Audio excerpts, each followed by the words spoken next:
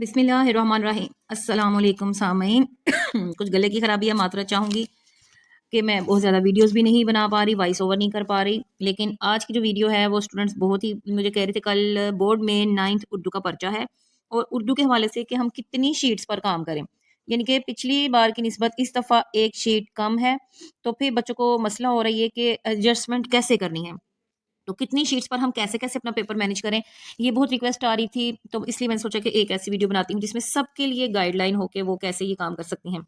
अब मुझे पता ये चला है कि किसी पेपर में 10 शीट्स मिल रही हैं, किसी में 12 मिल रही हैं, डबल डबल करके। यानी कि किसी में, अगर 10 से मुराद है, किसी में 5 शीट्स होती हैं किसी पेपर में, और किसी में 6 शीट्स होती हैं। पहले 7 होती थी, अब नहीं है। बहरहाल 5 हो रही हैं, तो उसका डबल करें तो 10। डबल से मुराद पता क्या है?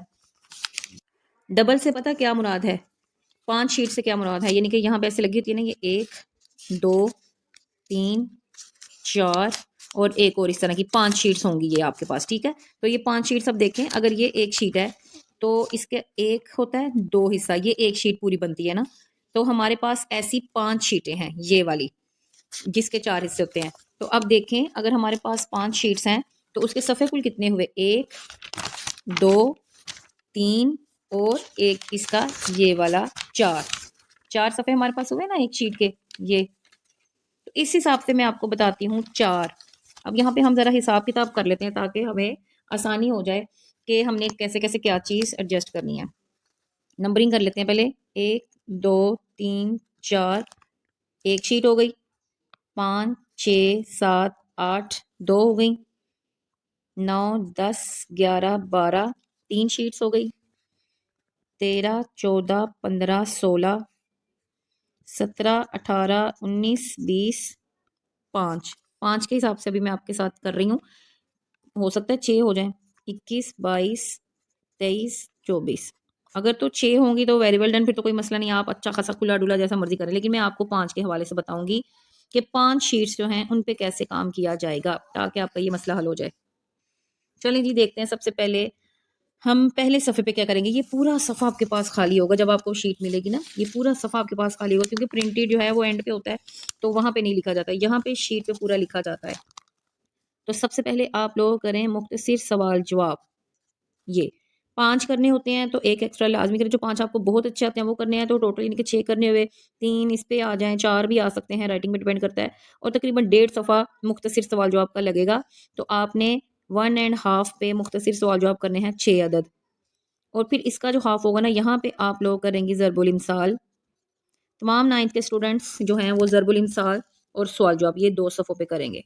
ठीक है, अब आगे शुरू हो गया तीसरा। तीसरे पे आप लोग कर लें दरख्वास्त। एक नए सफ़े से शुरू करनी होती है दरख्वास्त। चौथे पे आप लोग लिखें नज़्म का खुलासा। ठीक है, ये एक शीट आपकी होगी पूरी।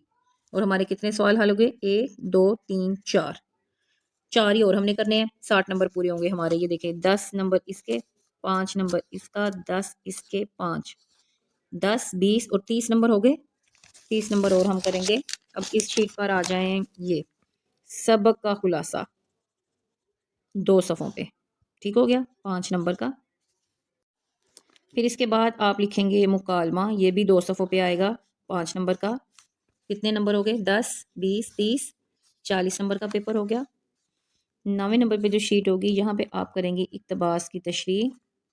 ये चूँकि पेपर में 2 आते हैं, एक आप यहाँ पे करें, दूसरा आप यहाँ तक करें। तो ये 4 सफ़े हो गए इक्तबास की तशरीह के लिए, 10 नंबर।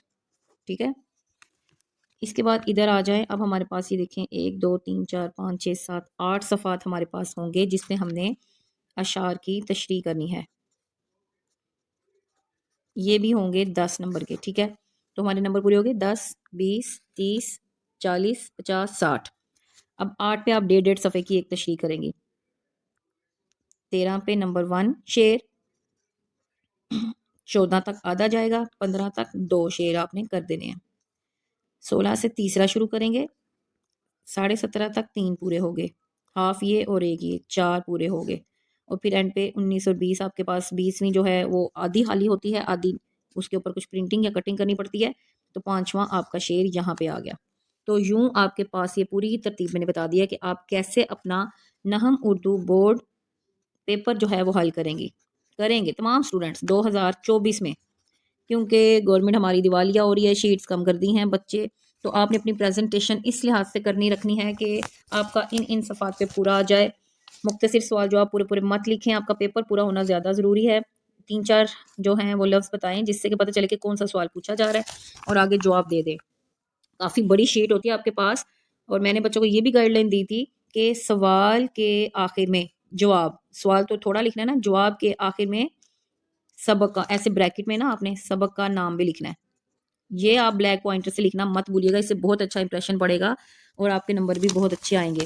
مثال کے طور پہ اگر پوچھا جائے ہجرت کے بارے میں، ہجرت نبوی سے کیا مراد ہے، ٹھیک ہے، ہجرت نبوی سے مراد آپ یوں کریں، اس کے آگے کوسچن مارک دیں، پھر آپ جواب لکھیں گی۔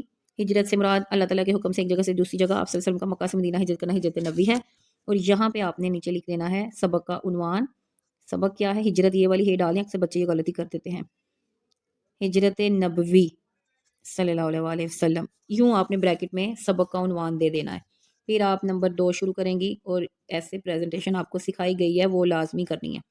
سوال نمبر 2 ابھی تو سوال نمبر 1 تھا، یوں کریں گی آپ، یہ پریزنٹیشن نہیں کریں گے نا تو آپ کا امپریشن اچھا نہیں پڑے گا۔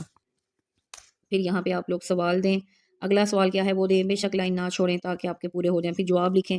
ہو سکتا ہے دوسرا سوال جہاں سے بھی آیا ہے تو نسو اور سلیم کا سمجھ لے آ گیا، آپ نے یوں لکھ دیا جواب 2-3 لائنوں میں جتنا بھی لکھا ہے، تو پھر آپ یہاں بریکٹ میں لکھ دیں نسوح اور سلیم کی گفتگو، آپ کو پتہ ہے کہ کس سبق سے لیا گیا ہے، یوں بریکٹ میں آپ نے لازمی لکھ دینا ہے، اس کا بہت اچھا امپریشن پڑے گا۔ اور نظم یا غزل میں سے کوئی سوال آیا تو آپ نے شعر بھی اس کا لازمی لکھنا ہے، شعر بھی لکھیں۔ کون سا شعر لکھنا ہے؟